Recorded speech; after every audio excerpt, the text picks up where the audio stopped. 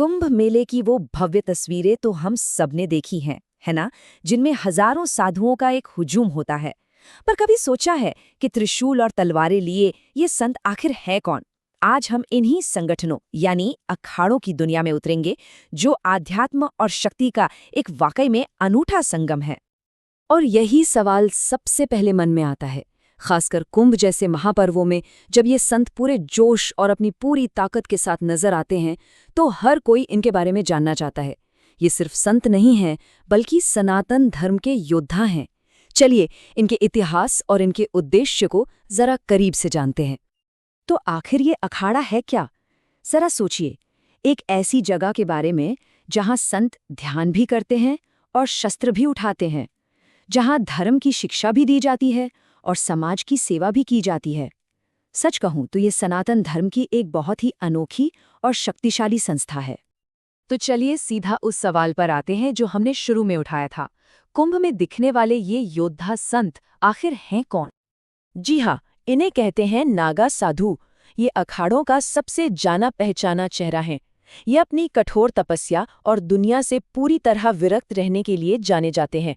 पता है, इनकी दीक्षा की प्रक्रिया इतनी ज्यादा कठिन होती है कि हजारों में से कोई एक ही नागा साधु बन पाता है, जो इनकी तपस्या की गहराई को दिखाता है। अच्छा, अब थोड़ा इतिहास में चलते हैं और ये समझते हैं कि इन शक्तिशाली संगठनों की जड़ें आखिर कहाँ से जुड़ी हैं। देखिए, कहानी शुरू होती है 8वीं शताब्दी से, जब आदि शंकराचार्य ने दर्शन और ज्ञान के प्रचार के लिए 4 मठ स्थापित किए थे। लेकिन मध्यकाल में जब बाहरी आक्रमणों का खतरा बढ़ने लगा, तो ये महसूस किया गया कि धर्म की रक्षा के लिए सिर्फ ज्ञान काफी नहीं है, शक्ति की भी जरूरत है। और बस यहीं से संतों ने शास्त्र के साथ साथ शस्त्र भी उठाए और अखाड़ों का जन्म हुआ। तो ये जो 13 प्रमुख अखाड़े हैं, इनका स्ट्रक्चर कैसा है? चलिए इसे समझते हैं।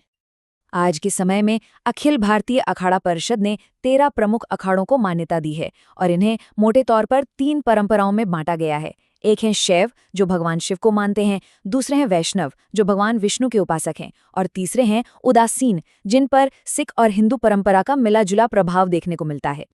और अगर इन 13 अखाड़ों को देखें तो इनमें शैव परंपरा का प्रभाव सबसे ज्यादा है, जिसके तहत 7 अखाड़े आते हैं। इसके बाद वैष्णव और उदासीन परंपराओं का स्थान है, जिनमें 3-3 अखाड़े शामिल हैं। इन सभी में जो सबसे बड़ा और सबसे पुराना माना जाता है, वो है श्री महानिर्वाणी अखाड़ा।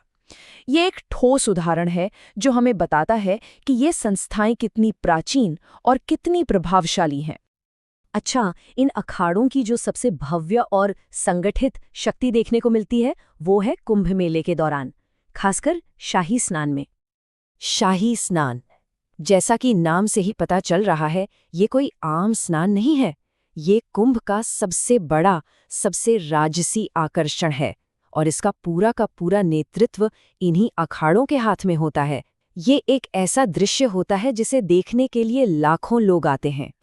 अब ये जो शाही स्नान है, इसकी पूरी प्रक्रिया बहुत ही व्यवस्थित होती है।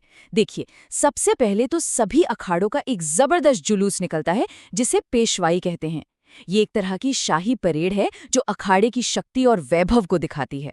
इसके बाद एक तय क्रम के अनुसार एक-एक करके अखाड़े पवित्र नदी में स्नान करते हैं। लेकिन सवाल ये है कि इतने बड़े आयोजन को कंट्रोल कौन करता है?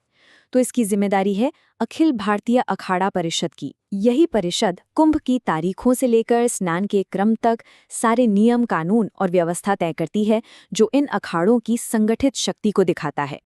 तो कुंभ मेले के अलावा आज के इस मॉडर्न दुनिया में इन अखाड़ों का क्या रोल है, क्या उद्देश्य है? देखिए, इनका काम सिर्फ कुंभ तक ही सीमित नहीं है।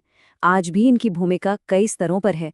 ये धर्म के संरक्षक हैं, आध्यात्मिक ज्ञान के बड़े केंद्र हैं और लंगर, शिक्षा और आश्रय के जरिए समाज सेवा का काम भी करते हैं। और हाँ, वे अपनी उस सैन्य विरासत को भी जिंदा रखते हैं जो उन्हें धर्म रक्षक बनाती है। 1000 से भी ज्यादा साल, जरा सोचिए, ये सिर्फ एक नंबर नहीं है, ये एक अटूट और जीवंत परंपरा का प्रतीक है।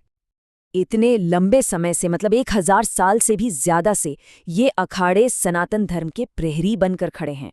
ये वाकई में एक अविश्वसनीय रूप से लंबी और अटूट परंपरा है। तो आखिर में एक सवाल हमारे सामने आकर खड़ा होता है कि आज के इस बदलते हुए समय में इन प्राचीन योद्धा संतों की भूमिका क्या है और भविष्य में क्या होगी?